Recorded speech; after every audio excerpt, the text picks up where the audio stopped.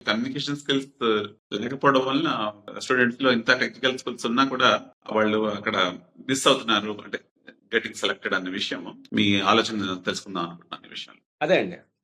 విద్యార్థి అనేవాడు నేర్చుకునే స్థాయిలో ఉన్నాడు కాబట్టి, ఒక ఉపాధ్యాయుడు అనేవాడు విద్యార్థితో ఎంత క్లోజ్‌గా వాడిని నేను దాన్నేమంటారు పసిగడుతూ, ఎందుకంటే ప్రతి ఒక్క విద్యార్థికి ఒక ఒక డిఫరెంట్ స్టైల్ ఉంటది. విద్యార్థి నీ దగ్గరికి రావడం కాదు, నువ్వు విద్యార్థి దగ్గర వరకు వెళ్ళగలగాలి. అంటే కస్టమైజ్డ్ థింగ్స్ అంటాం కదా మనం ఇంగ్లీష్‌లో. అలా ప్రతి ఒక్క విద్యార్థికి ఒక స్టైల్ ఆఫ్ లెర్నింగ్ ఉంటది. వాడి ప్రాబ్లమ్ కూడా డిఫరెంట్ ఉంటది. టీచర్ అన్న వాళ్ళకి ఆ మల్టిపుల్ పర్స్పెక్టివ్ ఉండాలనేది నా ఉద్దేశం సార్. నేను మామూలుగా ఆచరించే పద్ధతి మీకు చెప్తున్నా నేను.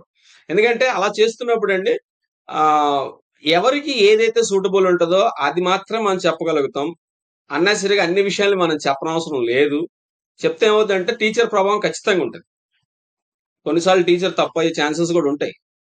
Because teacher is also self learner కదా. భగవంత్ సంబుద్ధుడేం కాదు. Today's teacher once upon time he was also learner.